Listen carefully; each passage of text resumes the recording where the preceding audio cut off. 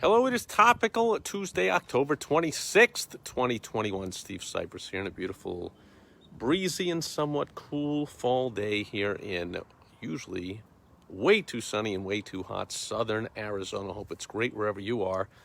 However, not so great this supply chain crisis, which at the beginning of the year, before Obama's third term of destruction began, a little over a quarter of small business owners said they were having problems, due to the great shutdown, Trump's biggest mistake of his lifetime. Don't know what he was thinking. Got bamboozled by Fraudgy and others, and 2-week shutdown, BS. Anyway, that really started a tidal wave of destruction. And even as some areas opened up and others stay closed, and since there are supplies and intertwined economies from all over the world, the shutdowns really messed with the economy everywhere. So even at the beginning of this year, a quarter of small business owners were reporting that, they were being affected by the supply chain crisis.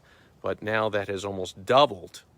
According to the recent government survey conducted a couple weeks ago, take it with a grain of salt, it was conducted by the government, and I can't remember the last time the government did anything efficiently at all, so take it with a grain of salt. But nearly half of small business owners said they are affected by the supply chain crisis, and when I say affected, I mean in a negative way, of course.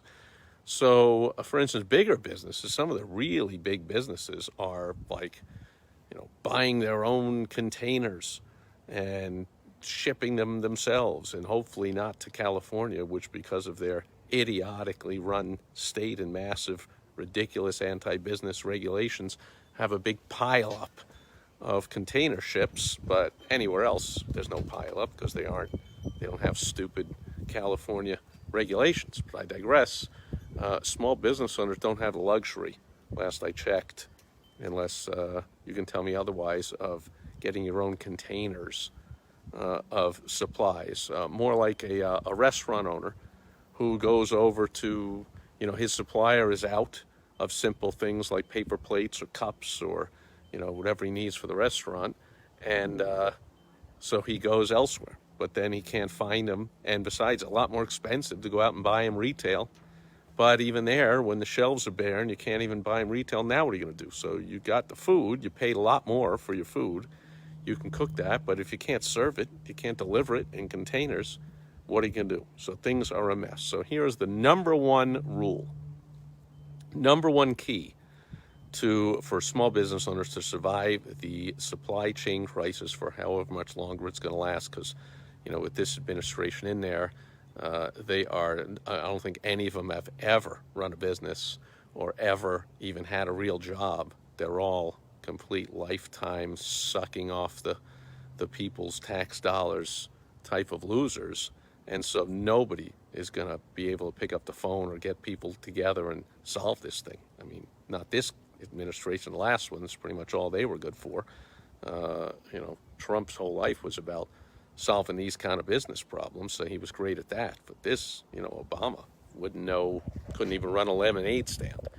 And so don't expect this to be solved anytime soon. Expect lots of excuses and, you should lower your expectations. And, hey, so Christmas isn't really about gifts. It's about spending time with the family. Come on now. And all that kind of BS you're going to hear, which you hear from every politician. But you're certainly going to hear a lot of that, not a lot of solutions. So the number one rule is you must be honest with your customers.